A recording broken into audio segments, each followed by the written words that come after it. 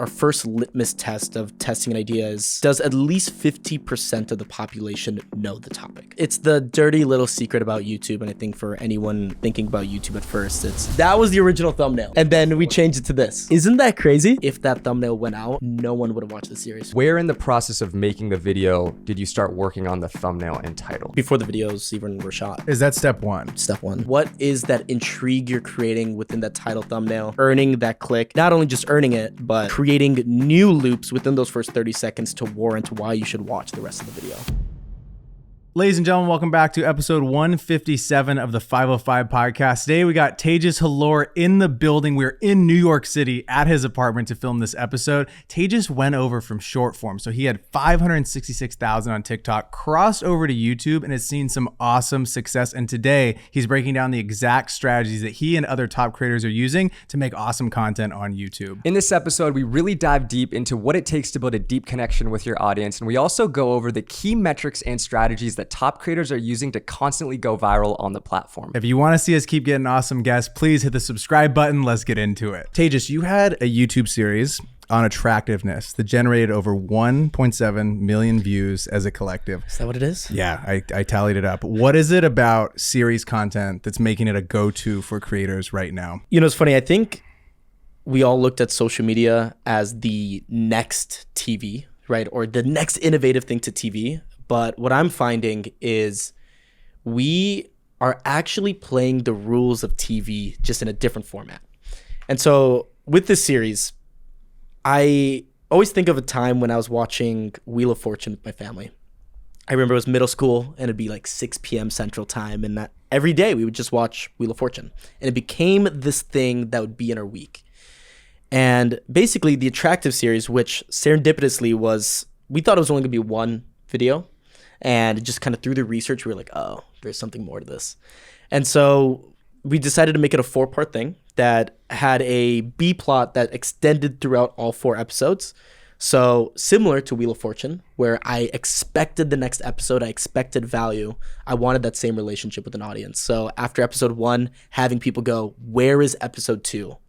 Where is episode 3? Where is episode 4? And I think by accident, we did a lot of things correct. If we zoom in on that idea, what sparked the initial idea to make a series around attractiveness, and why do you feel like it performed so well for you? Kostas really wants all these tips. That's why we're here. Yeah. I'm trying to become a 10. Yeah. Operation Mandime is in full effect at 505. You remember that? Rob, your drama. I'm going to be getting veneers soon. Yeah. So how to become more attractive scientifically. Yeah, right, yeah. Kostas, you want to know how. All right. Break it down for me. So the backstory of it was we actually made a video last January, which was the ugly truth behind dating apps. And this was the first video of its style for us. I was actually like a kind of a creator, economy creator. I was doing a lot more like economical business stuff, and dating apps was something where I was like, one, super interesting. I've never been on dating apps. So I was like, this could be fun to just like the B plot of me downloading them for the first time and seeing if I could land a date in 7 days. Seems very YouTube-y. We also, part of our channel is having a real strong sense of academic integrity, right? I like research. Like I want to be a documentary creator. And so we made this thing about dating apps. And what was supposed to be something, you know, kind of lighthearted and everything, actually became a bigger story about loneliness. And we were like, oh, okay. We interviewed someone and they brought this idea up, and then this story took a huge turn. And that was the first time where I noticed an audience go, oh, there's something deeper here than just something, you know, trivial like dating apps. After that is when we were like, okay, what is kind of the bigger brother version of this, right? What is another topic that everyone relates to? And we saw a line that said, growing up, we've all heard that beauty's in the eye of the beholder. But through new statistical models, new sort of research, we're finding that statement's more and more false. And I was like, oh, okay. And where did you see that? We were generally doing research about attractiveness. I was like really curious of, you know, like we hear symmetry is something big, and like if I showed you a picture of me and a picture with me with a nose job to 1,000 people, is there a statistically significant amount of people that would say one looks better than the other? And I was like, here is this word attractiveness that everyone's thought of, but no one really talks about out loud. And I was like, that itself is so intriguing. So let me play this character. Let me get over the fact that this is a really vulnerable journey.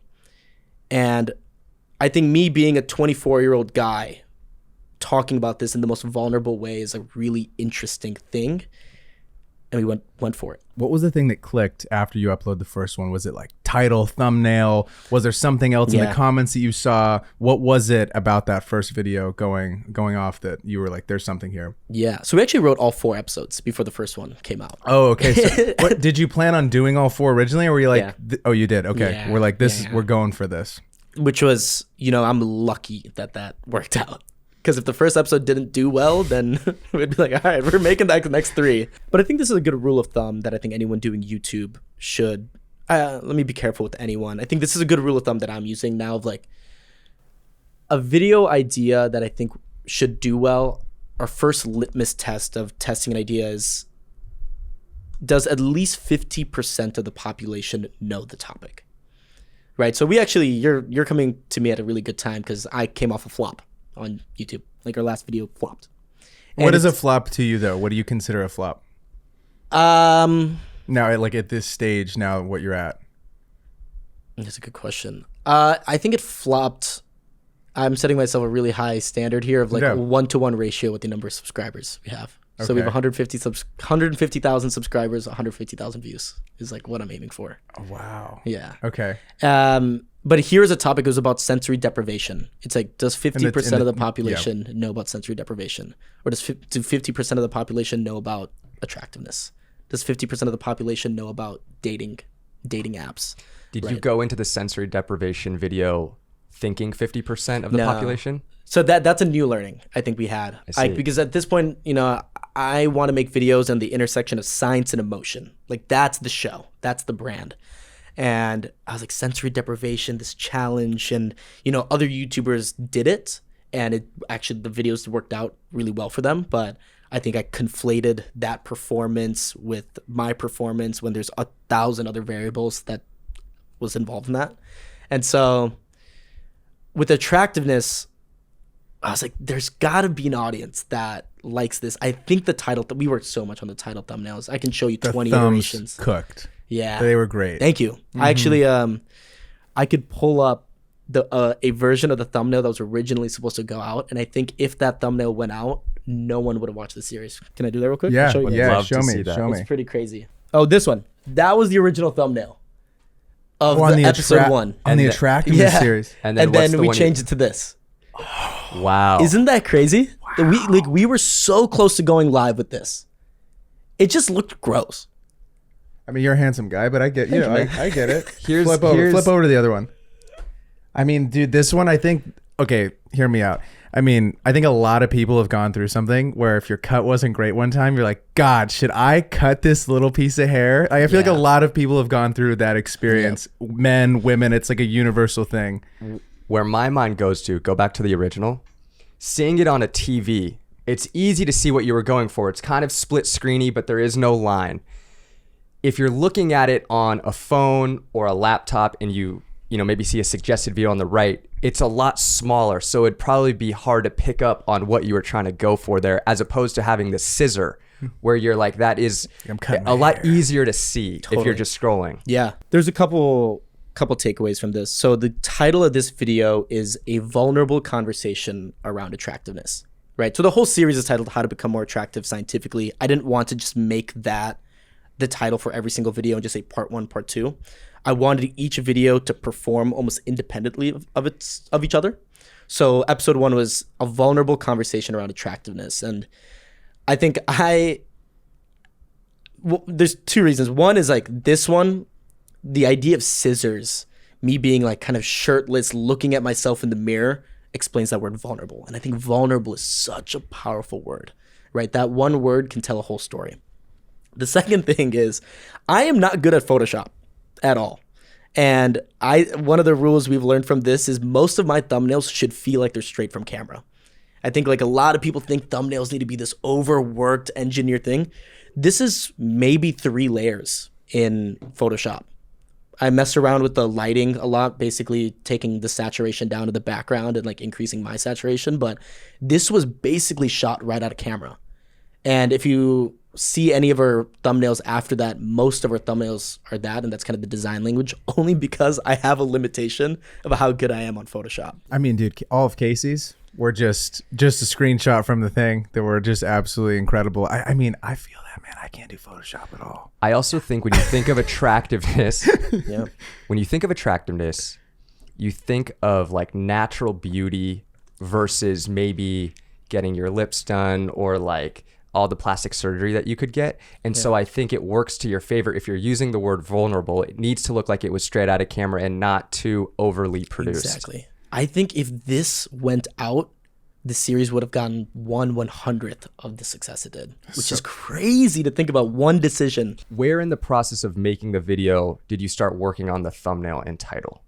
Before the videos even were shot. Is that step one? Step one. Step one is Has to thinking be. about what the thumbnail is or thinking about what the title is? And how to, Both. okay, both. Those Both, two title, coming at the thumbnail. exact same time. Exactly. Yeah, it's the dirty little secret about YouTube, and I think for anyone thinking about YouTube at first, it's if you can make the best video possible, but if no one's clicking on it, you kind of wasted time. So that promise, like what is that intrigue you're creating within that title thumbnail? Then it's the first 30 seconds of the video, right? Earning, you all have talked about it, right? Earning that click, but not only just earning it, but creating new loops within those first 30 seconds to warrant why you should watch the rest of the video. Can you give us the example in the Attractiveness series of how you did that? Yeah. Whoa. What was the intro? Oh, the Attractive series is interesting because I went quite artsy with it as well. So the first shot, actually, the first 30 seconds is actually me against a white backdrop. And I think, let me see if I can get this straight up. I said, do you think you're an attractive person? No, that was a crazy question. Might have been a little too jarring, but wait a minute. It's already been 10 seconds in this video and you've already like subconsciously judged if you think I'm attractive or not. And then like it was a 30-second monologue that then went into like a bigger picture thing. But I really wanted to come out and like kind of talk to you directly as the audience and make you go, oh, wait, what? Did I just judge if he's attractive or not? Wait, I guess we do subconsciously make that assumption with everyone we meet and like try to relate. And yeah. It's so interesting because in those 35 seconds, you're thinking about all these different things, and then it's like, oh wow, we're already a little decent ways into the video, and we're already getting into it. You're already having all these new questions pop up. If a creator was trying to start a series in 2025 right now, what do you think they should focus on besides copying a format? Like, what is the core thing that someone should focus on if they're trying to start a successful series? Because we're noticing it. I mean, you have like the Penny series, Ryan Tran's doing the Penny series. You have Press and Go's doing the Train series. Yeah. These are very interesting things, and it makes you want more. When you watch that one, you're like, God, when's that train video coming out, dude? When are you taking it across? And also to follow up on that, like, do you think every video should be a series? Like every topic should be a series? Or are there video topics that you're like, this is a one-off, this is gonna be a great one-off, and then this idea might be worth exploring a series? Yeah, no, these are great questions. I'll start with this. So big picture about series is one, there's really something interesting about the appointment viewing, right? You knowing, an audience member knowing this is going to be part of a longer thing, and when the next episode comes out, I want to click and watch it. I think another like really big benefit of it was people spent 2.5 hours with me on the internet, and I told an entire B plot story of my like personal journey with like insecurity and attractiveness, and like most of the comments were not about the like kind of A plot trite thing that I went through, whether it was color analysis or going to the plastic surgeon. It was more so about that like underlying B plot.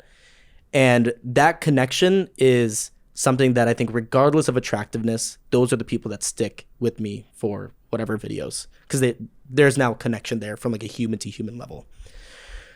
I think to any new creator who's thinking about a series, don't let the number of episodes or like the idea of a series dictate if you should make it or not. Let this like writing do that, right? The reason there was 4 episodes was because we did 4 different journeys, right? I went to a hair specialist, I went to a color analysis person, I went to a plastic surgeon, and a clinical psychologist, right? if the idea only warrants 2 episodes, let it do. Like, don't stretch anything to meet some certain criteria of what makes a good series. I knew that every episode should be a different journey, right? I'm not going to do a plastic surgeon and a Korean color analysis in one episode. I thought those warranted 2 different episodes from a title thumbnail perspective too, right? The title thumbnail of a plastic surgeon kind of coming at my face and versus like a Korean color analysis person. But the first step was just writing out the whole thing and then seeing what naturally comes about in terms of episodes. Flag on the play. What's going on, Fig? I've been making a video every day, and it's honestly been killing me. But Been cranking. Yeah, you know what's made it so much easier though? Tell me. B-roll is so hard to come by, right? Like, it's tough. Yeah. Especially maybe you're in a place a little colder right now. Okay, yeah. Okay. It's warming up though. Yeah, it is warming up, but maybe you're in a place a little colder. It's a little, you don't want to go outside. Artlist has recently came out with an AI image and video generator. It's honestly insane. It's pretty crazy. What you can do is you can have it create an image. So you type in a prompt, it'll create an image for you, and then you can transfer it over in their same software to make a video with that image. I mean, can you believe that? It makes your workflow faster, and then you're already in Artlist, and you can find a song that goes along with your new video. You know what we can also do is you're covered with the license for that stuff, Yes, which it's is huge. massive. So Yeah. Artlist covers you to use that in a commercial purpose, and it just makes your life so much easier. Check it out. You get 2 months for free with a year subscription. Use our code down below. It helps us out. Let's go. What now do you think about after title and thumbnail are done? So we got title and thumb done. What ends up happening in the creative process? Title, thumbnail, then the intro, right? Sometimes we'll write the intro last though too, right? Like, try to understand what was the journey. I got a really good piece of advice from a director once that said, when you're making a project like this, anything sort of docu or nonfiction, set out for a theme, right? So with the Attractive series, it's like, okay, beauty's in the eye of the beholder. Okay, that's not true anymore. So that's my theme, like seeing why that's not true. But most likely that theme is going to go a different route, and you have to be accepting of that different route. I'll give an example here. Like, we're making a mini docuseries right now about a fitness transformation video, right? Going back to the litmus test, 50% of the population understand fitness and wanting to get healthier. It's another one for you. There you go. Nah, I feel like I got that one pretty dialed. Yeah. Another one to check out. Project Man Down, dude. Yeah. Hell yeah, dude. How you Gonna feeling? get fucking swole. Gonna be doing some steroids here soon. There we go. Braden knows a guy, so if you need some, he can hook you up. Oh, yeah? Yeah. What do you got? I might need one for the series. Episode 2. I'll call a guy.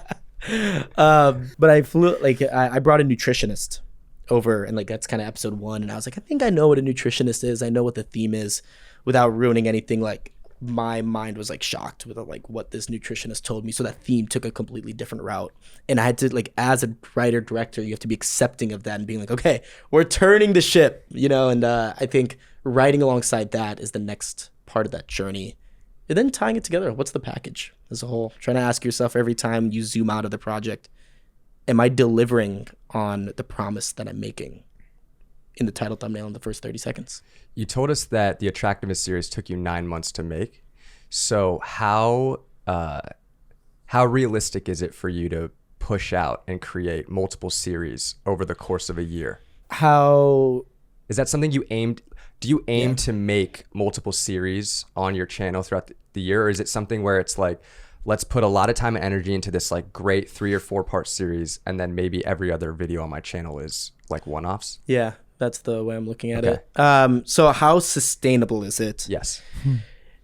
If I was just doing the series, not sustainable, right? I think the kind of the rule book of social media right now is kind of consistency. Like, you have to kind of upload more and more, and so that's you're catching me at actually a really interesting time. I'm not gonna pretend like I'm like on top of everything right now. I think one thing we're really struggling with is like, what does life between these series look like? Like, I went through a lot of imposter syndrome after the Attractive series. Like, I was so tunnel vision for 9 months, then everything uploaded, then a month later I was like, whoa, we gotta like think of an idea in like a 20-minute video. My brain now only works in like 30 to 60-minute videos. It's so hard for me to write short form, like a 30-second video. It's so hard for me to write the one-off 15-minute video. And right now, like, we're really, every green post-it note up here is like an upload that we have planned. But we're right now on track for once a month. In April, we didn't upload at all. So like we're a little bit like, I don't know. Like I don't really know what's And does that give you anxiety as a YouTube creator? It does. Because I mean, even for us, like we had a series of like guest cancellations and stuff with family pops up and then we can't upload. And it's like, it feels like, even though we're podcasters, as like YouTube is our primary platform as YouTubers, if we don't upload that week, it makes me sick. And it feels like we took 6 steps back. And it, like we were climbing this mountain, and every time you post, you get one little step up, and maybe a video does fantastic, you get 4 steps up if one does great. Or like the Attractiveness series, you take a big jump up. But then I feel like if we miss a week, it like almost punishes us. And I'm really curious. We're also coming off a flop. We have that in common. We love that. We love Let's that. go, guys. Let's go. Come on, flop. Let's go. Yeah, it feels great. When you wake up, you're like, cool, that just absolutely got frozen in time overnight. What happened there? Is our YouTube studio not loading? The Wi-Fi has it not updated? The hotel, I think the Wi-Fi is off. Dude, that's so real. When you go on YouTube Studio and you're like, oh, this can't have updated like, yet. The view number is too low right now. It's like, it's not even on a 10 out of 10. It's like, doesn't even populate. Oh, man. Yeah, that's rough. Sorry. You were asking something. No, yeah. What the fuck did I say? You fucked You were my whole asking, thing. like, does that cause anxiety? Does it cause anxiety? Right. And like, what are your thoughts on just absolutely. like keeping sustainability with this job? Yeah, it's interesting. Man, this is a big topic. I'm really fortunate to where right now, if I try to explain where my time goes, 90% of my time goes to YouTube, but only 10% of my revenue comes from YouTube. And the other 90% of revenue is actually like short form. And it's such a weird situation. And I'm basically just funneling money from this like short form world into YouTube and being like, I'm just going to believe that YouTube is going to pick up here one day, to like a place where it can like pay for everything, or AdSense and those brand partnerships. And I think weirdly, I'm really lucky because the people that are relying on their creative fully, they're people that are relying on their creative fully. That's a scary place to be, right? And so in a weird way, I'm a short form media production company that does YouTube on the side. So let's just talk about money. I don't have to rely on YouTube to like pay for rent and food. If I had to, this would be a different conversation. I wouldn't spend 9 months on a series. You think you'd be going like every week? Yeah. And it would just not be as quote unquote creative as the Attractive series was. So it is a scary place to be, I think, for any creative. Like I'm so proud of that series because I'm a different creative than I was a year ago. Like starkly different. And I had the privilege of spending 9 months without relying on the performance. What changed over the past year? In terms of like my creative? Yeah, like what you said, you're a completely different creative and different person than you were a year ago. So what has changed? What did the series teach you about yourself personally and as a creator? Yeah, it's a great question. I think as a writer first. At the end of the day, take all the bells and whistles of being a content creator, influencer, all this stuff. We're all writers at the end of the day. And so that mastering that art, cinematography, right? Like understanding these cameras to its fullest capability and playing around with sliders and all this sort of stuff. So there's a fun in that. Directing, right? There's the first time episode 4 had 8 people on set kind of working together. The day before we had a dress rehearsal, like to do this game show. And I've never done like directing people and understanding, this is the orchestra. This is the visual I have in my head. How do I orchestrate this? And then editing, we edited a 60-minute video, right? Like when you're 43 minutes into an edit and you've completely forgot about pacing and you're like, do I cut this part? Do I leave this part in? Are people even interested at the 43-minute mark? Like what, do I have to watch all 43 minutes to be like, okay, is this what the audience is feeling? Like, what does it mean to be an editor? So I think all angles of every role that goes in there, I look at it differently now. Did you edit on different sequences? Were you like, this is, part A, this is going to have its own sequence. This is going to be like 15 minutes, 10, 15 minutes. Then we have another sequence. Or were you just like, I'm ripping a full hour timeline?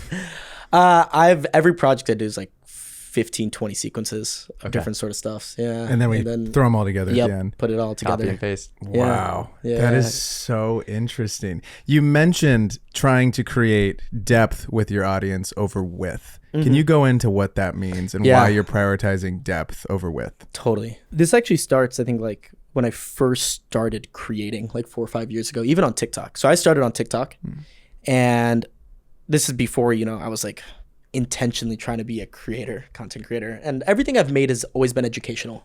And I think, as you all know, like the moment you make that decision of like, I want to be an educational creator, your total addressable market of people you're going to touch versus being an entertainment creator cuts down, right? There's only so many people that want to feel like educated in that way, which is fine, right? Like, I'm very aware that I'm not going to be at a Mr. Beast level, hundreds of millions of followers, hundreds of millions of views.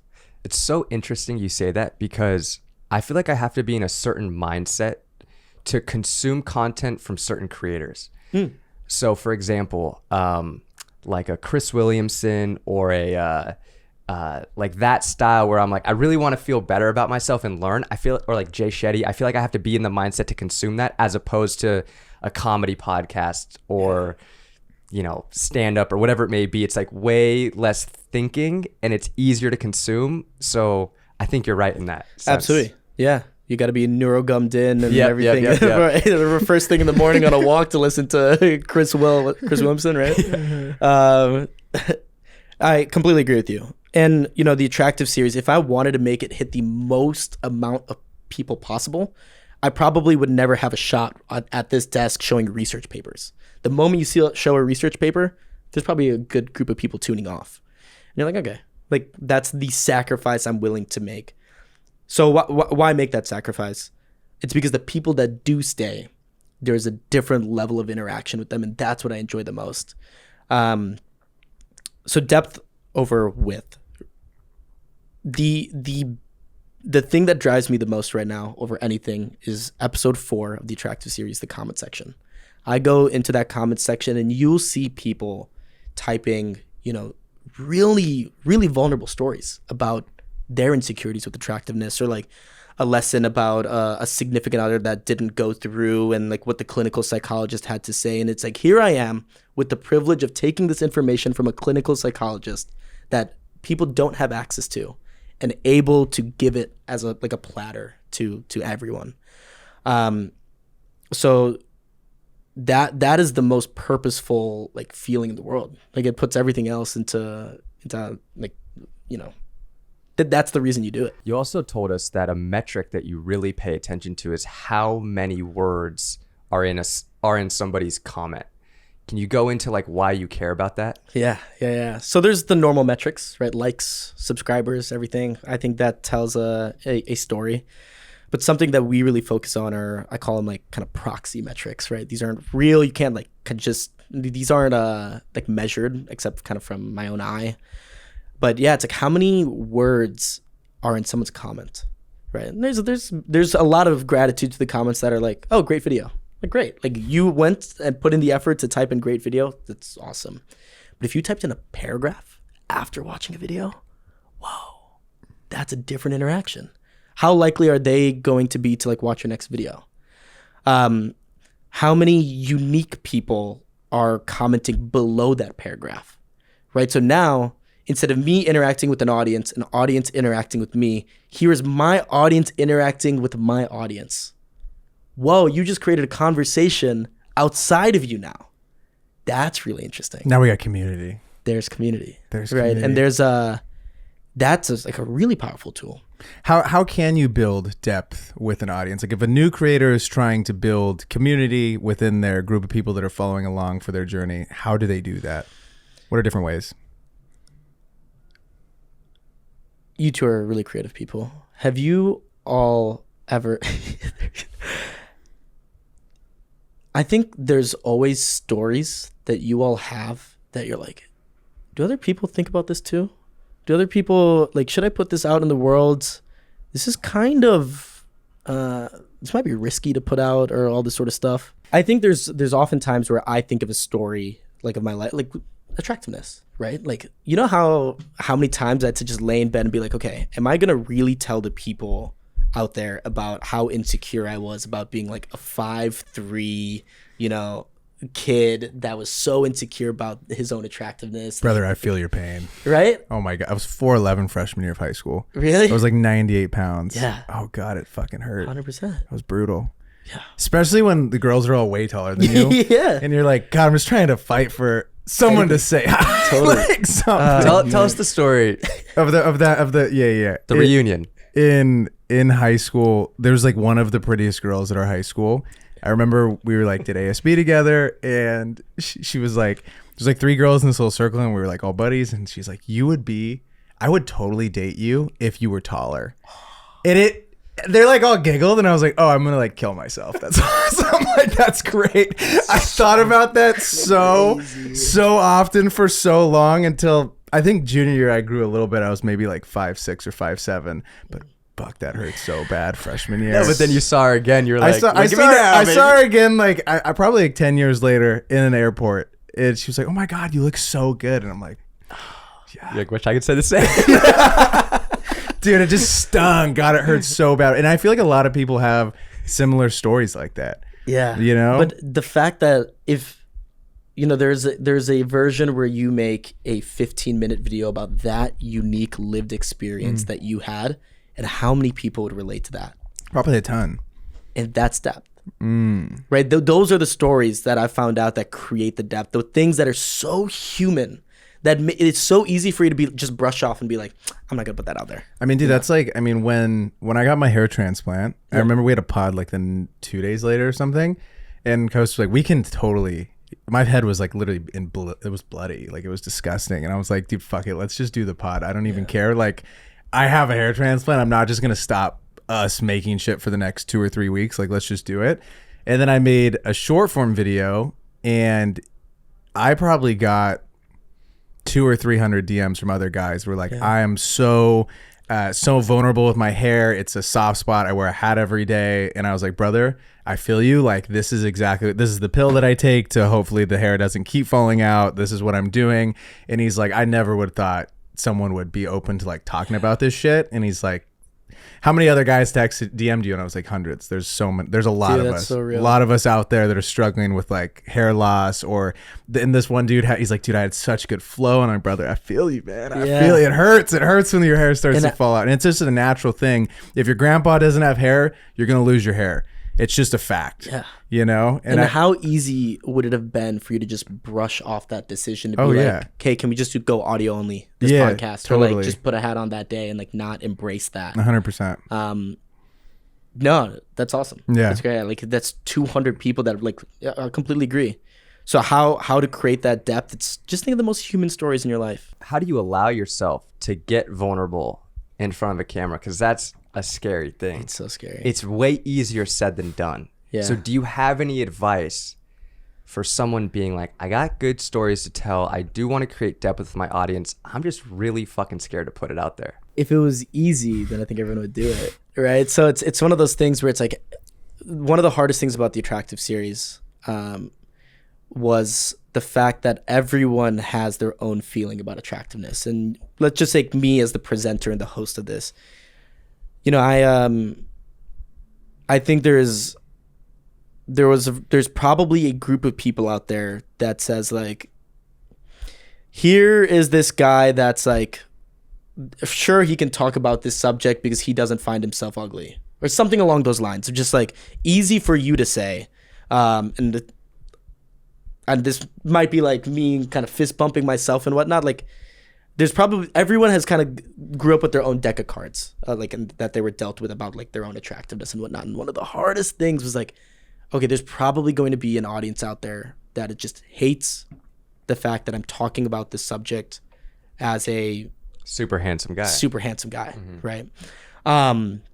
Or even just discussing this topic in general. Sure. Right? Like, and being like, you were dealt a decent deck of cards, brother. Yeah, 100%, right? And I think you just have to be okay with that. I remember this. I went to business school, and one of the biggest things I would learn in my like leadership classes is if you're a leader that everyone likes, that means you're not really leading at all. Like you're just accepting everything. So it's like I think every one of those human stories will probably have a group of people that are gonna go, you suck for saying that out loud. And How do you deal with that? Is it something that was there in the beginning, or as the subscriber count has gone up, as the eyeballs have gone up, that has came with the territory of just being out there on the internet? I think you just have to believe that your message is a net positive, right? Like, it's going to impact so much more people with good than bad. And if that's the case, then that's the sacrifice you have to make. Jimmy talked about this on a pod, I think on Diary of a CEO, where he said if 1% of people think this was an awful video and I'm a horrible person, it's like a million people. Yeah. And he's like, it just, I can't sit up thinking about these million people that hate me, where there's 30 million people that think this was awesome and I did so good and this was great for this group of people that otherwise wouldn't have been served if we hadn't came in and done this charitable thing or whatever the thing may be. And I think he's so right. Like, there's always going to be the group of people that hates. And even when I was working at the Lakers, the top comments always on our posts were the mean comments. They were like, the haters, the trolls saying crazy stuff. And our what we would say internally was like the trolls are always the loudest. Yep. Like, the negativity is always there's going to be 10,000 people liking that, and another person be like, I love LeBron, he's the best. That's down at the bottom. Of course. That doesn't get any. That is, negativity gets the likes. The loud minority. Yes, people. the loud minority. Loud Exactly. minority. I also think people think other people are thinking about them way more than they actually are.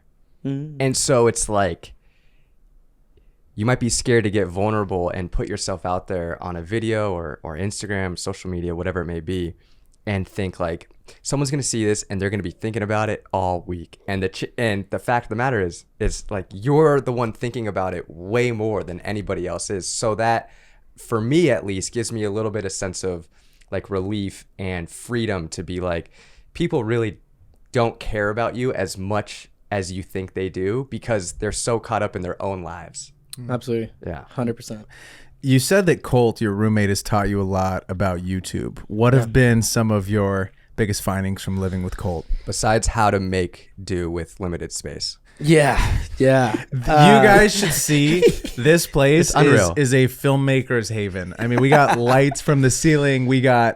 There's C-stands everywhere. This is like a 505, but make it NYC. It's putting 505 to shame. Yeah. You guys really. You guys have going really used the space to the most advantage ever. There's a lot. And it's funny, you guys should come back here in 6 months. And Colt has told me his plans for his room, and it's going to be crazy. Really? It'll probably open up twice as much space in this room right here. Which will be nuts. Yeah. I feel like if I was him, I would get one of those beds that like folds up. Oh, maybe. I'm not gonna say anything. Don't say anything. I'm not gonna say anything. Don't say anything. Colt Kerwin is someone that has probably influenced my creative more than anyone, and he's the definition of give a kid big boy money with stuff, right? Like, he really is just a kid that has all these kind of like funny ideas. And one day he's like, what if we just bought Mario Karts for like 8-year-olds and just like drove them around the city and like made a video like as Mario Kart in real life. And like, there's 3 Mario Karts like hung up on our walls right now, so you can see the Wario one right there. Yeah. The other day he bought do you know what a mambo? I saw this. Mumbo jumbo. I saw this on stand his is? story. It was like up to just so high. It goes all the way up. It's like a tripod that goes, I think, 60 feet in the air. It's actually right in the corner, right there. Heavy duty lights. It's so Yeah, heavy. it's a big boy. Unreal. Yeah, because he wanted a shot of the traffic light. He just wanted the shot of like a traffic light going red to green. No, he didn't. Wow. It's so high it can come right here outside the window. Wow. Yeah, it's absurd. That's nuts. I feel like you could probably find that on a stock video website. It's It's the dedication. the dedication of stuff. It's the I love dedication. that. I think he's really opened my eyes to, I remember early on I would do a lot of like kind of Zoom call interviews with people. And, there's one version of that where I'm like, oh, I can just play it out to be like, here's a conversation I'm having with a professional. Let me make it a Zoom call. Or what if I dress it up as an interrogation room and like made this guy, I don't know. It's just like you think out of the box with like how to present things. And all of a sudden he hears a different way of delivering kind of the same information, just a lot more intriguing. And I think Colt has really opened my eyes to that. I feel like there's the law of like diminishing return. So where do you feel like that Colt doesn't falls? believe in that. Okay. Yeah. And do you, like, have you tried to bring that into your own content where you're just like, if we're going to do it, let's do it fucking big? Yeah, there's I think producer brain in me is like, okay, every idea, what is the ROI of this too? And we'll miss a lot of times, right? Hence one of the reasons why there's no uploads in April, right? Like we're working on a video right now where we completely missed the mark on how much production effort's going into it. And I'm just like kind of biting the bullet of like, okay, you gotta go back in and just gotta finish this. But you kind of take that lesson like moving forward. Going back to the monetization on YouTube side of things, in an ideal world, if everything was to go to plan, are you still creating a ton of short form content, making great money there, but then also like how do you envision yourself monetizing YouTube? Yeah, that's a great question. In an ideal world, do you have sponsors for the Attractiveness series, or would you rather just let it be no ads and kind of just like a clean ad-free piece of content? I've declined every sponsorship on YouTube. Wow. Thus far, yeah, I've not. Done So it's not like you're not I've done one, but is it because a brand doesn't align, or you're like, I don't want to almost ruin this piece of art with an ad at 5 minutes? Right now I have the privilege of YouTube's my sandbox. You know, if I had to, we're working on another docuseries right now, and the last 5 months of it has just been me asking as many possible questions I have about this subject. If someone told me I had to get a script out in the next month, that is putting more like negative thoughts in my brain than like excitement. A script for a brand, you mean? Exactly, to be integrated. right? Like, okay. oh, a brand wants to sponsor this, but they need the script in here and how you're integrating the thing. It's like, no, I think this is going to become like my magnum opus, and it's like I have the privilege right now of like, I want to produce this myself.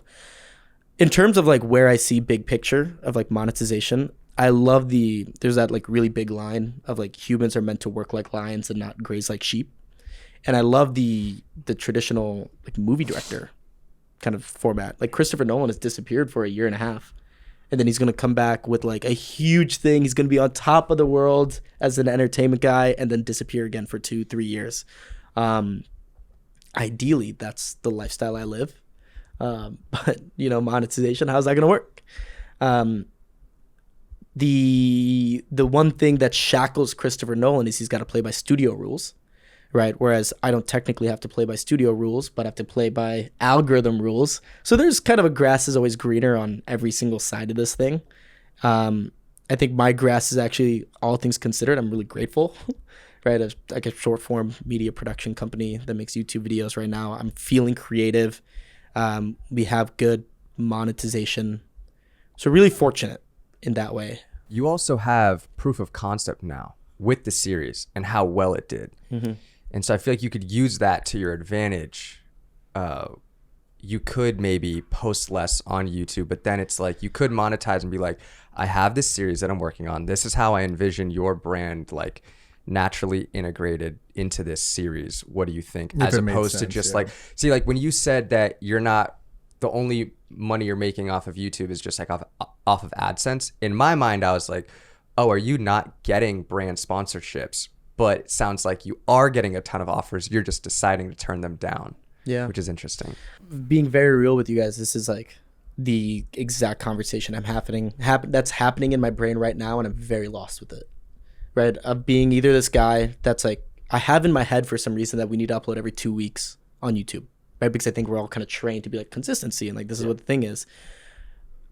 Do I need to do that? I think it's like, what if instead I just try to make my short form platforms grow, and like the deals that we have are going to grow with them, and that's where the money's coming from, and then YouTube is just a place where I can kind of put these like really big projects on? Or do I do the twice a week? In my perfect reality, I don't want to do short form anymore. Like I would love to delete Instagram. I'd love to delete TikTok. I'd love to. But just because my brain, I love the 20 to 30 minute video exercises, not the 20 to 60 second exercises. Yeah, I don't know where actually you've caught me. I thought about this last night. I was sitting in the sauna and I was like, where do I go? So yeah, it's super interesting. I mean, I feel like if you had an idea for something that you would want to sell, which is kind of what we lean towards is having in our business, having 1 to 3 sponsors that are absolutely so aligned that don't tell us what to do. Like, for example, I love Artlist.io. Artlist.io are the coolest people ever. They literally are, I text them. I literally WhatsApp them. We WhatsApp with stuff. If I have an idea, I'm like, hey, this is what I want to do. And they're like, cool, you should go do it. And we'd love to be a part of it. And we've had brands in the past we work with. They're like, you got to change this. You got to do this. You got to do that. And I'm like, cool, we won't work with them again because you're making my life and our life a lot harder. And it's like, we're trying to find this perfect balance of these brands that trust us, care about us, and we care about them. And it's not weird for us to talk about. It's so aligned and we already use it or have used it in the past. And then selling things that we know would help people in our audience. Yeah. Right. Because then it's like, cool, we now own products, or we have these digital products and people use them and they really help people. That's fantastic. And now we don't have to feel as pressured if something comes in the door. We're like, oh, we need money to execute this idea. It's like, we have money now. We can just use it with what we paid for this digital product that we have, or whatever it may be. Do you feel like you could see yourself making something, whether it was like a scripting template or something that could help your audience, or like, what are your kind of thoughts on that? Yeah, no, this is great. First of all, love Artlist too. I have one thing. If you can tell them to put key signatures to their songs, I would love that. What does that mean? Just like the is this song in the key of A? Is this song in the key of B flat and everything? Because I'll call my people. Call your people. Okay, that'd be great. Okay. I have to, yeah. Anyway, I also am with you where I'm really like, the partners that I have been the same partners for almost 3 to 4 years, and they're great. They're so good. It's Adobe being one of them, right? Of like, I'm in Premiere Pro every single day, right? Same. And it makes life so easy there, and they're really flexible. In terms of like sponsoring a series, I'm not against it. I'm just really aware of if I look at the 9 months that I was able to just tunnel vision on Attractiveness, oh my gosh, that made me so excited. Of just like no deadlines. In the perfect world, I'm not even traveling, right? And I'm like just writing, just trying to set things up, filming it, editing it. For the problem is like, we only have such a limit. We only have such a limited budget on this stuff, right? I think we made the Attract series for like $15,000.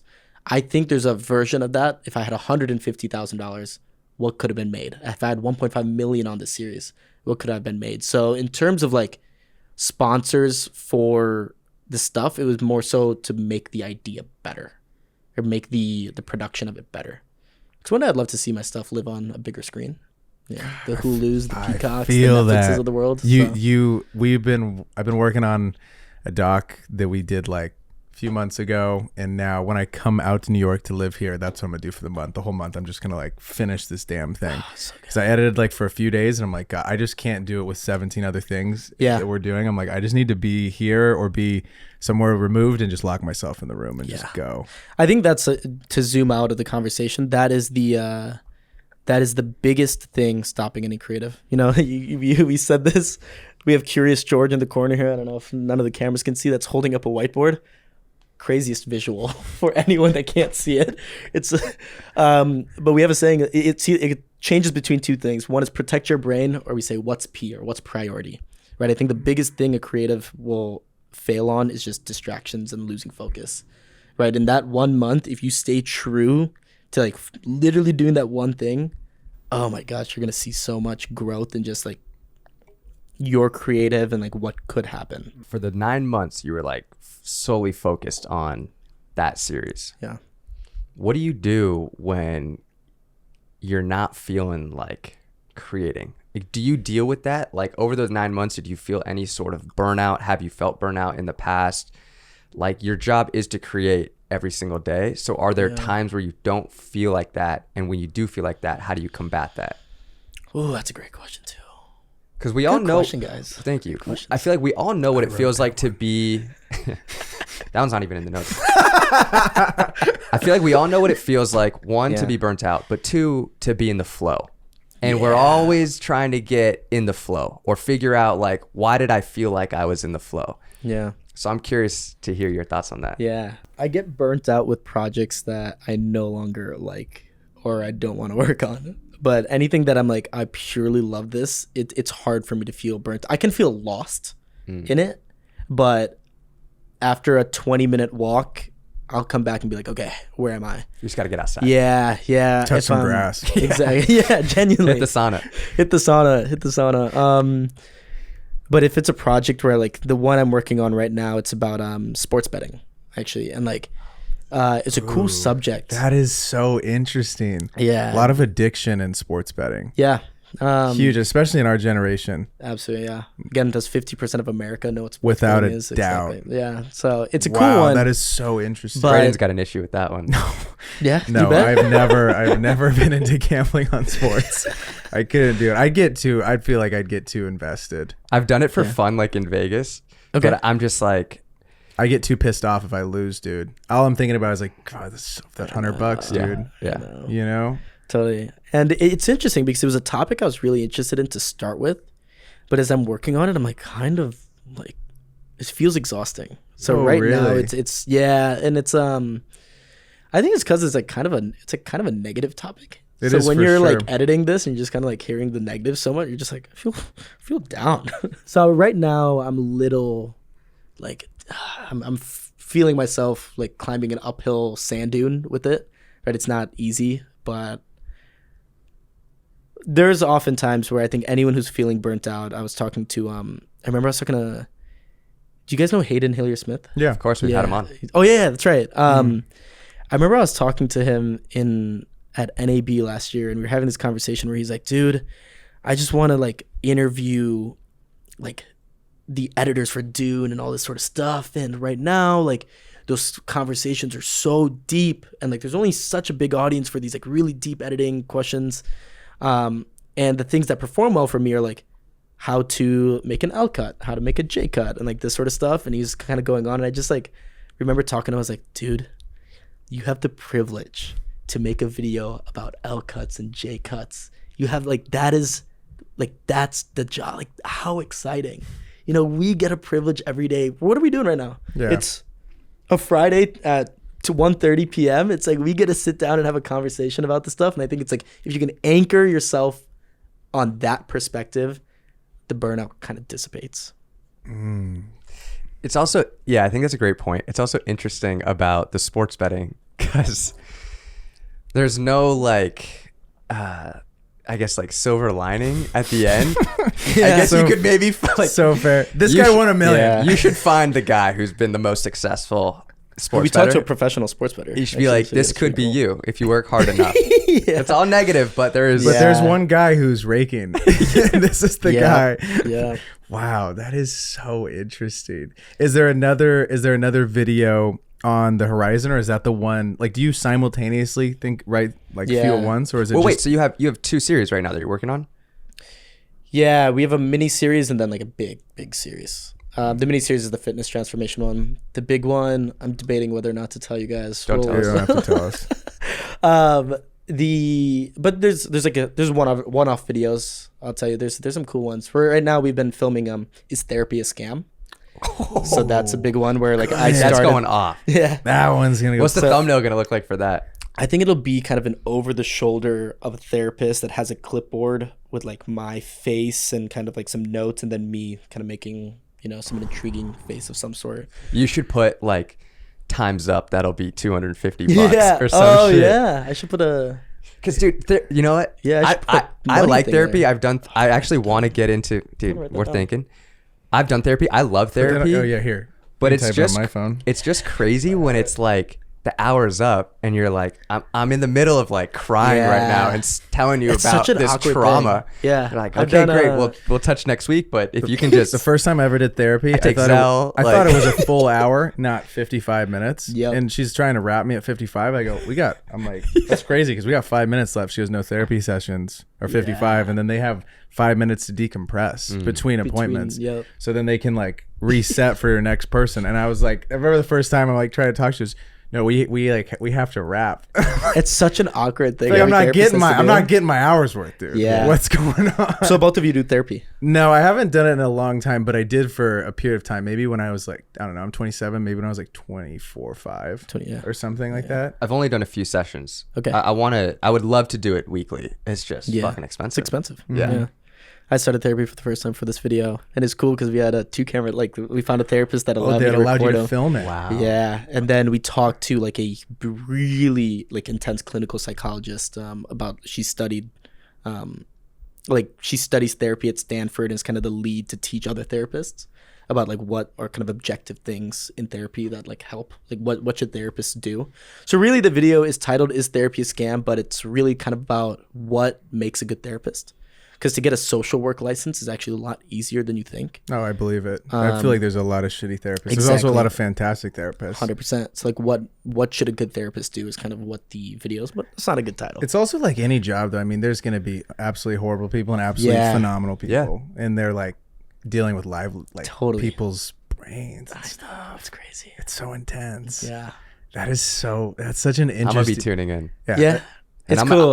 I'll leave a really long comment. Yeah, there too. we go. Start the There we town go. hall. Like, yeah. So Start that the should town be a hall in the one-off video. comments. But here, I mean, going back to a conversation we had earlier, it's like this has almost been 6 weeks in production. It's a costly video. So I kind of turned my producer brain off and I was like, all right, this is a passion project. Like this is gonna make zero return on its investment. This might be, I don't know. This is probably gonna be in the 30 to 60 minute range of videos, which is like always a risk, right? And but I just think it's such a good conversation to have that I'm like, forget the producer side of my brain. I just want to go like as creative as I can with it. So, I mean, someone might, if a business person heard you say 90% of my revenue comes from this thing, but I don't really like it.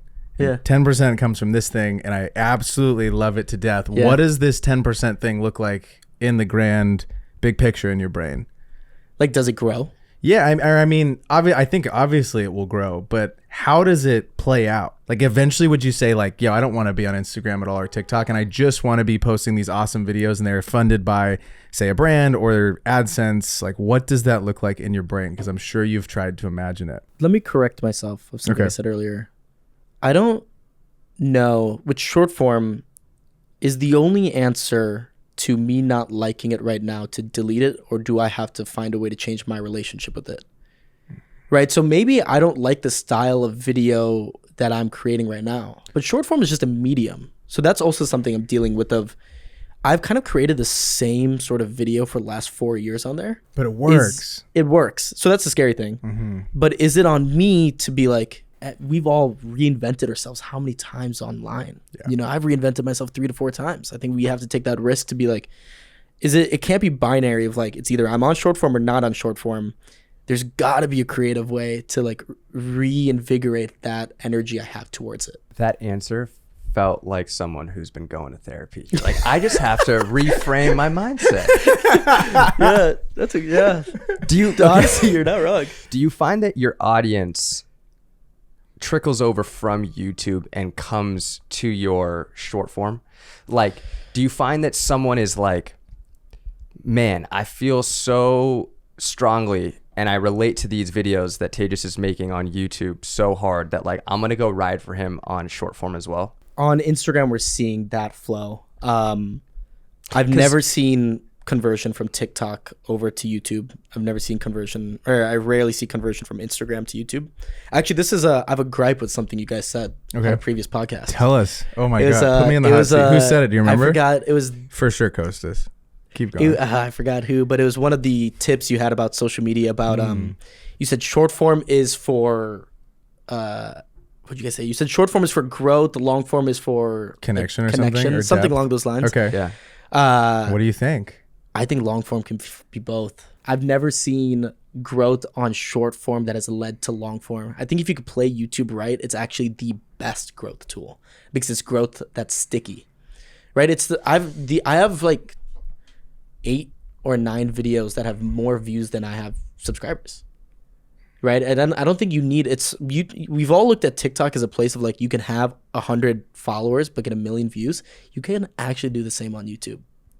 And I think it's a better growth. So I totally agree. I think if you can grow on YouTube, the relationship you have with your audience is far superior to short form, which actually leads me to a question of, if someone hasn't made the leap to YouTube, but they're crushing it on short form, what advice do you have if they want to go all in or start bringing in long form into their content strategy. They're already a great creator. They know how to make stuff, but not. What do we mean by that?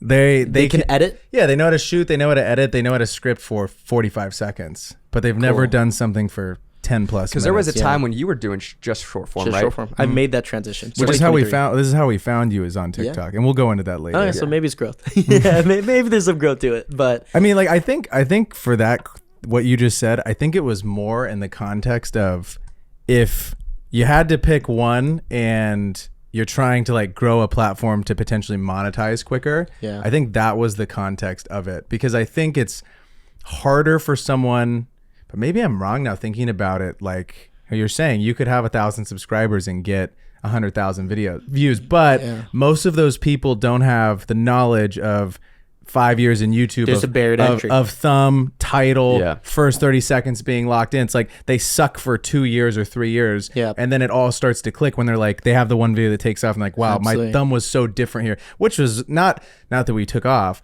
but I feel like only really not taking off. But I feel doing better. 6 months ago, or maybe 4 months ago, something, we started working with a YouTube strategist and just learning everything that we were messing up. I mean, it was just a novel of notes. Course. And it just completely flip-flopped everything that we thought about a podcast. And similar to your learning or your thought about you don't have to have 1,000, or you don't have to have 100,000 to get 100,000 views. We were always under the impression that, a podcast could never go off, or it'll always be stuck in this range. And he's like pulled up 27 pods that he's like, this pod has 10,000 subs. They're getting 100,000 views an episode. He goes, you guys just suck at title and thumbnail. I also think with short form, you don't have to worry about the packaging. Yeah. So it's just like you make a great video. And going back to your point of if they don't click, they don't watch. On short form, you can just hit the For You page, or you can get recommended. If the engagement's high, it'll get pushed out. Mm-hmm. So I feel like the growth is slightly easier on short form because you don't have to worry about the packaging. And if you don't understand YouTube and the psychology, you could have the best video in the world, but it's probably not going to be seen. Totally. I should say, before I knew how to create, I am very grateful for TikTok, because it gave me anything. Yeah. But in the context of like, okay, a creator that's doing really well on short form, how do they get onto YouTube? Because I think every creator I've talked to is like, I want to increase that depth. I want to figure out YouTube. They all want YouTube. Yeah. Every single person wants a YouTube to be successful. I think my advice would be, because I made this transition and I started YouTube from basically like, I started with the perspective of, I don't have a TikTok audience. Like you're going into it basically restarting, which is exciting.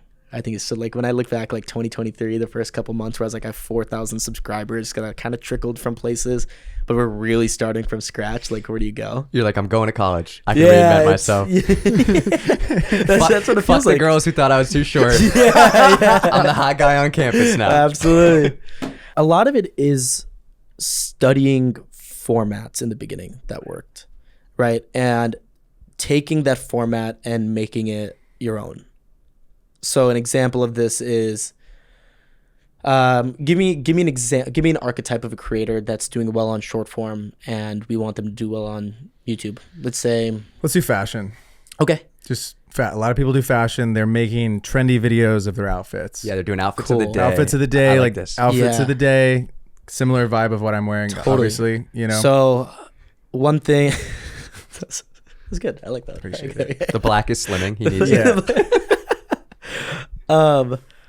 So something I think of right away, that like a format that does well, and this is something like, don't look at other fashion creators, just look at YouTube at large and be like, okay, this concept worked.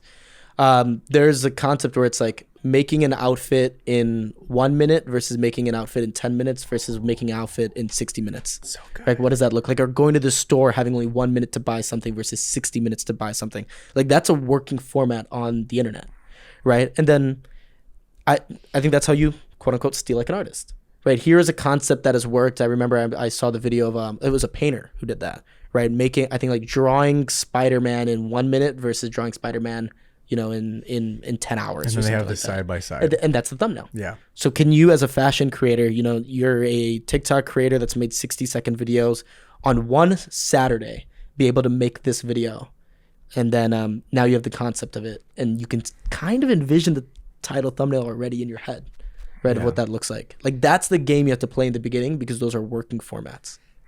How long have you been on YouTube now? 2 years? Or, I mean, I started a channel long ago, but I would say intentionally as a YouTuber 2 years. And how has your creative process changed from when you first started to take it seriously 2 years ago to now? Yeah. The easiest video for me to make is a 100% scripted video, but it's the least fun to make. So from a creative, I think this is the kind of molding of my brain. But a 100% unscripted video is the worst to edit. Right? I'm sure you guys have ever like gone like, let me just vlog a day, and then you import all that footage and you're like, fuck Bro, my life. You're narrating my life. Yeah, it sucks. So we've actually kind of come up with a kind of a framework or a strategy, and that is creating almost these like creating a structure that's like these bubbles, and whatever happens to the bubbles can be unscripted. Right. And that's our best. So I'll give you the example. Episode 4 was a kind of makeshift dating show. There's 3 tests, and each contestant had like 3 minutes pop. That was the structure. Right. So when we think about a scripted, those elements were scripted. Within those 3 minutes, anything could happen. Right. The characters develop themselves. And so with every video we make, we know that there's going to be a scripted element. And then if there's anything unscripted, it's like almost in this designed boundary that like makes it really easy to then kind of edit around. Gosh, okay. So when you meet other people that also do YouTube, do you find that they have similar frameworks of other people that you've spoken to? I know you've got to spend a lot of time around like Colin and Samir. They obviously have had a lot of success on YouTube. They're killing the podcast format. But other YouTubers you've been around, I mean, we have a few fantastic YouTubers that live under this roof. Yeah. What have you also found from these other successful YouTubers that goes into their formats? YouTube is a blank canvas that can become an oil painting. It can be a water painting, watercolor painting thing. It can be a mixed media thing. It's like everyone can take it in their different route. Like Shervin, our third roommate, you know, he's a health and fitness creator. And he actually is like, he makes most of his money off affiliate links, right? And he's like, that's his business model, right? And so it's, he's on one side of the spectrum of like media company. Colt is probably on the other side of the spectrum of like super kind of like artist. Like he doesn't upload nearly as much as Shervin, but he has a working thing. I'm somewhere in the middle of like trying to become a media company, trying to become artist, like in the middle there. You know, you talk to Colin and Samir and it's like YouTube is part of, you know, is one part of a larger ecosystem of like consulting and teaching. They've got their own course and whatnot, right? Ryan Trahan, and talking to him, it's like now YouTube is coexisting along Joyride, his candy company, and like what is kind of the ecosystem there. He's trying to hit as many viewers as possible. Actually, a piece of advice he gave me is like, if one of your videos hits 10 million views, like, are you really true to like who you are? Just because of like how deep our like videos are. Like, I don't think I want to strive for 10 million views because that probably means I didn't go in depth enough with a certain topic. If Is Therapy a Scam hits 10 million views, then like, was there enough like richness in the research and whatnot of that? You video? Almost like would have to dumb it down to hit 10 million people. Because that market needs to be as general as possible. Oh, I see. Yeah. So like, that's interesting. So I have a different business model than Ryan. And for a long time, I was like, he's the gold standard. I have to be him, right? I have to be the second best Ryan Trahan out there. It's like, no. I've got to be the first best Tejas in my lane. Wow. So I've never heard a creator talk about that. Because you always think that like more views is more success. Yeah. I'm doing better. I can make more money. Totally. But you're actually saying you don't want to go viral. Or as viral as other creators. Totally. And let's like, I want more views, right? Like I would never do a video that I think only has a total addressable market of, 5,000 people. But the conversations I enjoy the most are the ones that are like, a video about therapy. It's like I want to understand as much as I like can about this subject, and I want everyone to walk away with like that was a satiating full conversation about this. That's awesome. We briefly touched on it, but we did TikTok for a while, which is how Costa and I both found you. You're a phenomenal short form creator. You took that over to YouTube. We're doing awesome videos. So you did hit over 567,000. And what I think about the golden era of TikTok, like we were all on it in that pre-pandemic, right before then, it was like you'd post something you'd know in 5 minutes. It was the biggest adrenaline rush of all time to see that thing just shooting up to the moon. You're like, oh, today's the day. Yeah, Walking outside. You want your ticket now? Yeah. Or later? You walk to 7-Eleven. I'm like, autograph or do you not want an autograph? It was like a crazy. Man, that rush you have a neurogum. Try TikTok 2020, man. Oh that my was God. We got humbled actually. Speaking of getting that rush, we got pretty humbled. We were actually walking to B&H and we saw a guy with a camera and he didn't say anything to us. And we were like, we know you want to say something. No, like, come on. And so it was really humbling. Shut up. How you crushed it on TikTok. I mean, views were doing so well. They're going, I'd call it viral, over like 1 million views. So many people are seeing them. Was it humbling to then go to YouTube and feel like you had to start at zero, or was it in your brain, this is a completely separate platform, like I know I'm gonna have to battle for this, as opposed to on TikTok where it felt like it was just rewarding you every single time you're uploading? Yeah, well, when you all were on it, was it rewarding you every single time? Or would you feel that reward, but also equally feel the ones that flopped? Yeah, very much so. So I think I didn't go into YouTube with this mindset of like TikTok's crushing. I went to this mindset of my business right now is throwing darts into a dartboard that I can't see and just hoping for bullseye. So I was like, oh no, like I kind of went into it with like this kind of scarce, fearful mindset regardless. Right. And I was like, the only thing that makes me feel like can have any consistency if I figure out TikTok. Or sorry, if I figure out YouTube. I mean, and that's the way we think about YouTube too, is like, this is our strongest core audience is on YouTube. Audio will do what it does. Subscribe right now, please. Please.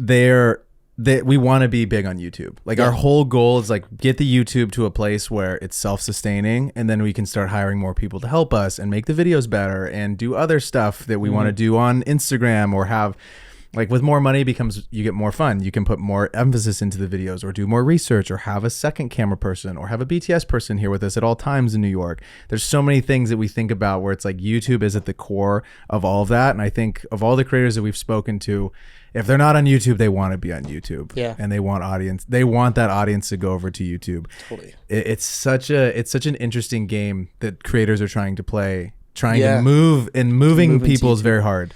Yeah, this is my theory, Okay, my give me your theory. hypothesis with TikTok. TikTok is a platform that prioritizes trends and culture. They don't actually care about creators one bit. Right, so it's like if you can become part of that cultural fabric or that trend that's doing well, like you will see so much. But then the moment that thing is over, TikTok kind of leaves you in the dust, and we'll just go to the next person that's capturing hot. That trend and cultural moment. I've had things do super well on TikTok, and then the moment I kind of stray away from that, it's like, oh, okay, now I got to find the next thing that does super well, and it's just hard to build anything sustainable off that system. Is there anything you learned from creating short form that you were able to bring into creating long form?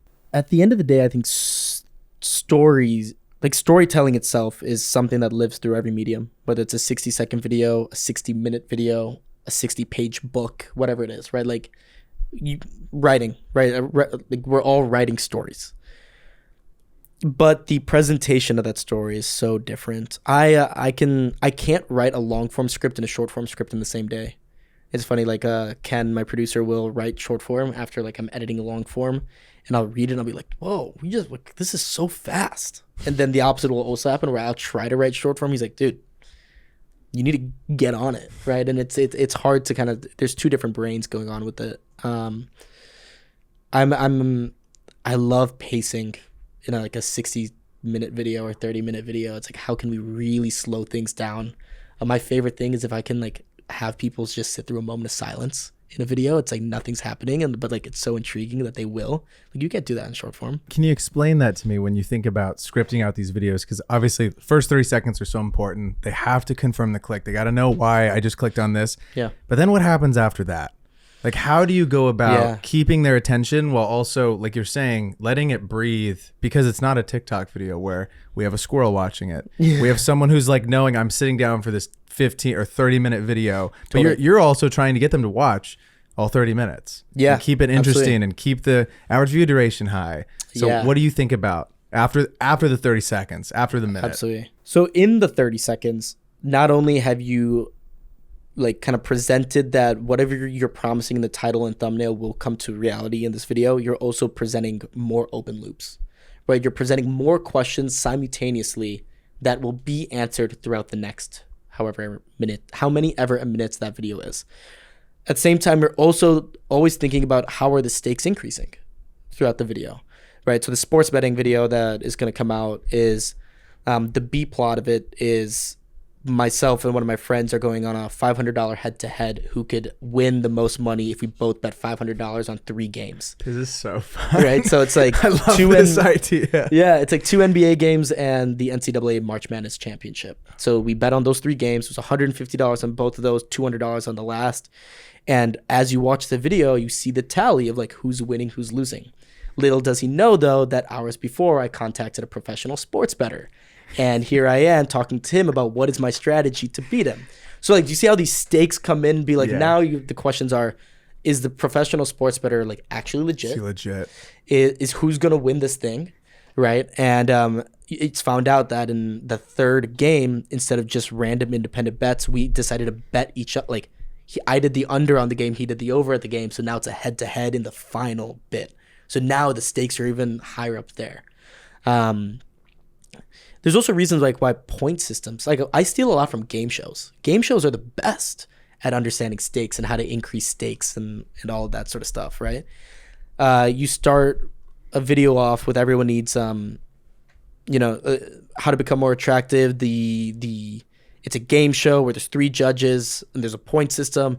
If the points are tied before the last game, of course you're going to want to watch the last game. Mm-hmm. So you might be thinking you're 40 minutes into a video, but if the stakes are high enough, people will want to watch the next 20. So you're really thinking about that as you're writing. I want to bring up the creator economy because it's just growing rapidly. I know you opened up an ice cream shop in New York City, right? Mm-hmm. Do you see a world where you get back into a VC-backed company with your face on it? Or do you find yourself wanting to just continue to save money with the things that you're already doing and do it by yourself? I'm very curious your take on this. As someone who's done it once. Yeah. Someone who's done it once and it didn't go well. So there's an interest. I can do a whole podcast on the ice cream shop of itself. If you had to give us like a 2-minute breakdown of why you thought it didn't go well, I'd love to hear it. Totally. So 2 minutes. I'll give a quick backstory. I met another creator named Dylan LeMay. He's an incredible creator. He worked at Cold Stone, decided to put a camera right here and like made ice cream while telling a story on top of it. Genius. Right. And he gained up to like 14 million followers on TikTok and everything. It was incredible. At this time we met, a lot of my audience was of business people and, there's college students, etc. But one of the kind of core people were investors. Like I have a lot of investors like interested in social media that would follow me.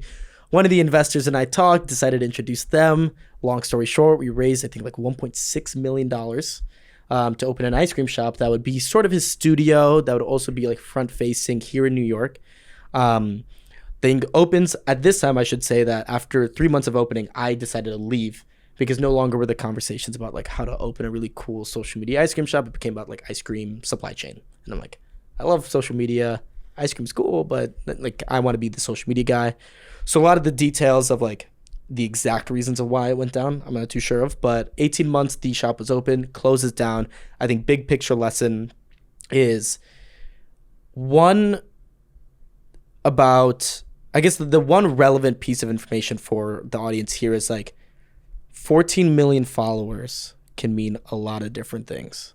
And 14 million followers may not necessarily mean 14 million customers, right? And a lot of different learnings. It's not this, just because you have a bunch of followers doesn't necessarily mean you like can assume, and like there was a lot of marketing things we messed up on and missed and all this sort of stuff. So that's a quick 2 minutes. Would I do dude, I think again it goes back to the other conversation. I get like some of the questions I get asked from like people are like, do you want to start merch? Do you want to start a product? Do you want to do this? Do like going back to that statement, protect your brain, what's priority? You know, any of this stuff right now will take a lot of time. And I think the journey I want to go on right now is how can I build IP that can like live on a big screen. So more than a VC backed thing, I want to see if I could actually go the director route on the like that's the journey that excites me the most. Not to say that I'm really business minded, so I think one day I could, but there's only so many things. So like you would be like a host on like your own sort of Netflix show, also directing the thing. Yeah, is that kind of what we're saying? Directing, acting. Okay. Yeah, that'd be cool. I like it. No editing, or are you just gonna dial in? I just think there's a lot of people way better than me than editing. That's how I feel about editing too. Yeah. For me. I'm like, dude, I could hire someone that actually Totally. loves this to be locked in their room all day and kill this edit. Exactly. Right. I think I'm not the first chair violinist. I'm the conductor of the orchestra. It's interesting though. You say you could do a bunch of different things, but it's like, are you going to enjoy doing it? And two, how much time are you going to have to spend doing it? We've said this quote a million times, but like the man who chases two rabbits catches none. Yeah. And so it's like you only have a finite amount of energy to spend on certain things.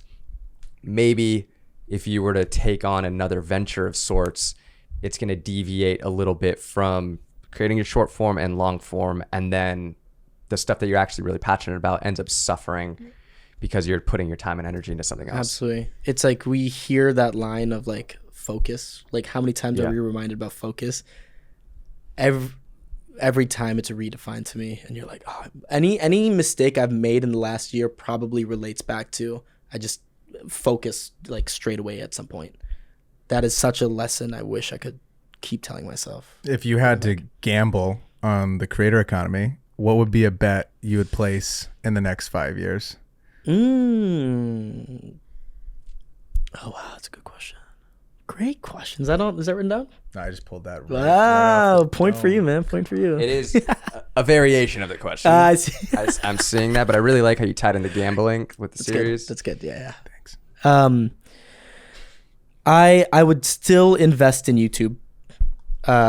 We all look at it as it's a huge platform, but we're looking. It's like the number one place people are listening to podcasts now. Connected it's like TV. Connected TV's huge. Did you see that they just launched a new viewing format for TV Exactly. for YouTube? Yeah, Crazy. we get paid better if you watch on connected TV. Really?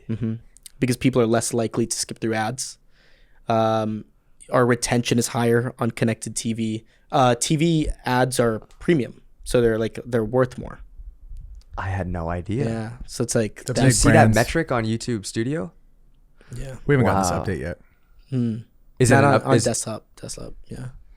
Wait, which metric? The amount of viewers coming from connected TV? No, meaning like, can you see that you're making more money? Ooh, that's a good question. These are things I've heard. Oh, I see. okay. Yeah.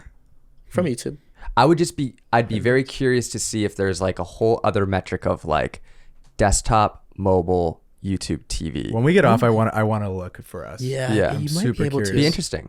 I think you can. RPMs based off those things. Okay, so YouTube, big bet. We YouTube, big agree. bet. I'm with you. Instagram, big bet.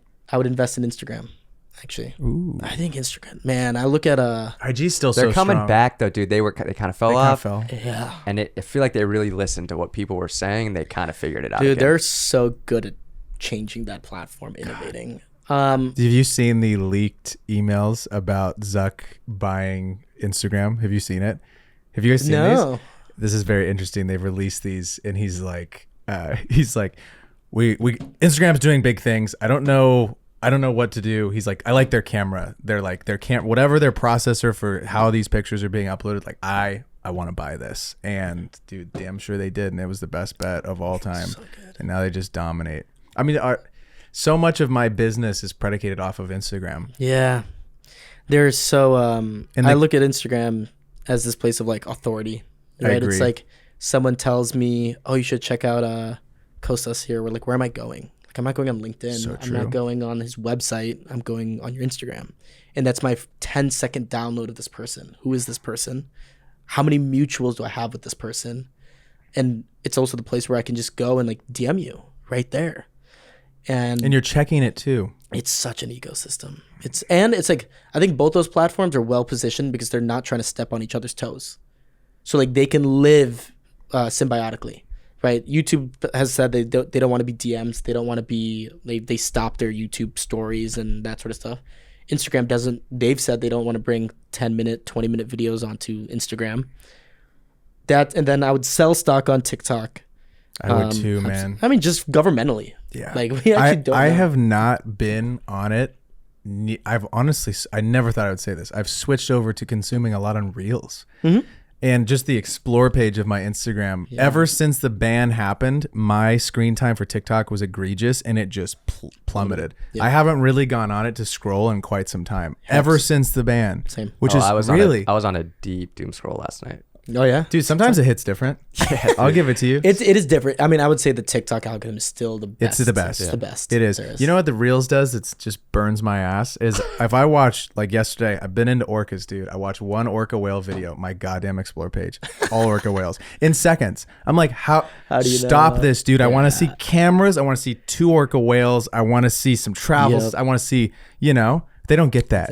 IG's like, you watched an orca whale. Here's 74 orca whale videos. They don't get it yet. What else do you want to see? I don't know. That's just what I was throwing out. Yeah. That's just the orca whale thing pops into my brain. It's great. Yeah. Sell stock on TikTok. Sell stock on TikTok. Buy stock on Twitch / my prediction is Amazon is going to start their own live streaming service. So I think Amazon's going to join the social game. That's a wild guess, but if it is, no, I mean, flip it. I said it here first. It is May 2nd, 2025. Yeah, just because of like what's going on in China right now with live streaming shopping, I think it's such a they have to be thinking about something like that. YouTube live stream too, but I think Twitch, that culture, similar to TikTok's algorithm to Instagram's, Twitch is just like ecosystem with that. Okay, is there something in the creator economy that feels off to you right now? Ooh, that on there? That was word for word, verbatim. Okay. I think that one was straight from chat. That feels off. Oh, can I give you guys a hot take? Yeah. I think the term influencer is not an actual job, but it's a fad or a trend. The people that are strictly, their lifestyles, they're like hot. They're just like, there's pretty people type thing. Exactly. Their content is predicated around opening up PR, going to brand events, etc. Like that is just a fad. And I think any sustainable creator is actually just someone taking a job that was there traditionally, but explaining it through a social media lens. So you could be a filmmaker influencer. You can be a model influencer. You can be a business person influencer. Like you need your thing to be about something else than the fact that you're an influencer themselves. And I think there's so many people that like start off as something, then they quit their full-time thing, and then they're like day in the life of a day in the life creator. And you're like, what is the day in the life of a day in the life person? Right? And so much of their content is about being like, and I'm like, what's the sustainability in this? It's too meta. It's so meta. And this is kind of coming from a very personal point of like, I was kind of this for a little bit, and I was like, what am I doing? Like, what am I living right now? What is the hard skills I'm building? Right. Yeah, it's like day in the life in New York as a full-time YouTuber, and like your YouTube videos are just about you, the process of you making that YouTube video. Making a YouTube video. Exactly. And I think there's like that just feels off. And I think people are gonna catch up on that. Watch your iPad as this Diet Coke kind of travels. But yeah, I call them walking billboards. These kind of these very typical influencery types where I'm like, what is the story being told here other than just like you're a digital billboard? And there's not a lot of depth there usually. No. Mm-hmm. Yeah. Yeah, I feel like you're only hot for so long. So you're like, you have to start a business of some sort if you're not really making that super in-depth type of content. 100%. Yeah. Is there something you're trying to work on in the next 6 to 12 months? I hate asking like, where do you see yourself in 5 to 10 years? Yeah. But like, is there something throughout the end of the year that you're really trying to work on either personally or in your career that maybe you've been trying to find the answers to, or maybe you've been struggling with over the past 6 to 12 months? Yeah. There's a couple things. One is trying to see if I can work with an editor. I've struggled so much like finding someone and making that like a working relationship, and like when you see the first pass of someone's edit and being like, an editor's job isn't to copy your voice, but it's for you to be okay with like this new voice being generated. And I'm like, I struggle with that. That's the biggest bottleneck, editing. You should listen to Theo Vaughn just had, I'm blanking on his name. Ben Affleck? Yes. Yeah. Did you listen to that episode? I listened to that episode. I Yeah. love how because Theo is making a movie right now, and Ben Affleck was giving him advice, and he was like, understand that like every time you see the first cut, it should make you feel sick. Yeah. And I was like, that's got to be a great, like, knowing someone as big time as Ben Affleck, who's been in a ton of movies and now is directing, like hearing him be like, every time the first cut is ass. That's Totally. And I think that works for a piece of work that's in production for 2 years. But is it just better off for me to edit and not have to worry about the first pass being V1's ready. exactly if I'm trying to go every 2 weeks? Yeah, true. So I think that relationship, like, I'm trying to find clarity of in the next 6 to 12. And also, just like, I'm in a weird place right now where I'm like, the Attractive series feels like my magnum opus, right? And like, it's been 6 months. Can I do it again? Can I make it better? Like, there's a lot of imposter syndrome with like, was that the thing? Was that the thing that's gonna like define my best work, or can I really innovate on this? And what will it take? I think it's just scratching the surface. I think so too. That's the belief, right? But there's that scare, right? Like episode 4 genuinely is the best piece of work, and so much happened unconsciously or subconsciously, not unconsciously, subconsciously that went well. He woke up the next morning and, and there it was. V13 was done out of nowhere. I will say this, dude. I think even just having the mindset of like, can I make this better, will allow you, without you even knowing it, to make something better, because now you've set a new standard for yourself. And anytime you make something new, you're like, all right, I know I'm capable of making this. How can I make something better moving forward? Yeah. So I think I'll tell you about the docuseries off camera. Okay. Oh yeah. And I'm excited to hear your thoughts and the questions you have about this topic. How do you think that the creator versus consumer relationship will change based off of creators burning out on YouTube specifically? Like, I feel like we see a lot of YouTubers, they do super well for a period of time, they amass a great following, and then they almost just disappear because they just get so burned out with this game. Or do you think it's like, Coach and I were literally talking about this last night, is it a 10-year, 15-year job that you put in the time for, and you work so hard for those 10 or 15 years, get it to a place, and then it's almost like you retire? I think it's that. It's that. I think everyone should be aware of an exit plan off YouTube. I also think like the creator businesses, it's so much more common and talked about now. Like you see people like Emma Chamberlain, Ryan Trahan, Logan Paul, KSI, like they're kind of setting the new blueprint for like, okay, you build your audience, you put in the time, and then you create something that if you, at some point, we all are probably going to get burnt out, or, we might be 50 years old, 60 years old, and like, do I really want to be making a day in the life of a 55-year-old dad in New York City? So I think it's like having the foresight and the mindset of like, I'm hyped on creating right now, but there may be a world where I don't want to create as often. And what is some sort of business or product that I can create that I can take myself out of and build and scale and monetize that, as opposed to always being in front of the camera and being on this endless hamster wheel of like, I need to be creating a YouTube video every 2 weeks or a short form piece of content every day. Absolutely. Yeah. It's like our businesses rely on our name, image, likeness, which in any like traditional business world is that's way too many eggs in one basket. Yeah. Right. If let's just say we had 10 employees right now and I got canceled, or I like, I get super ill. What are those people like? Replace, like any other business, replace me. Like replace the CEO and like have the machine continue to work. So that's something I'm definitely aware of. What is some advice to your 18-year-old self? Bring us home here. You could go back and talk to your 18-year-old self. What would you say before you went on this journey? About creating or just in life? Life, creating, whatever you want. How old are you? You 24? 24. It wouldn't change the trajectory either. I feel like a lot of people, when we tell them that, they're like, oh, I don't want to talk to myself. I'm like, it wouldn't change. It wouldn't change. Nothing would change. Yeah. If you could go back and tap yourself on the shoulder and say Just something, say something. What would you say?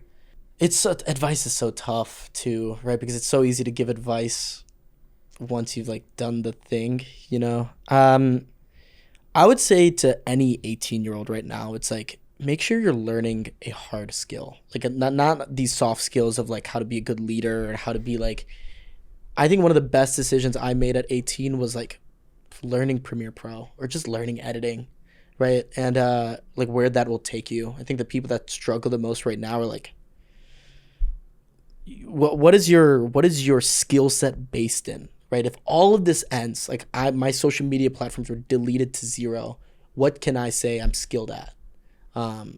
Outside of like, oh, I'm a great talker and communications and like management. It's like, okay, I need to go and like edit. I can go edit.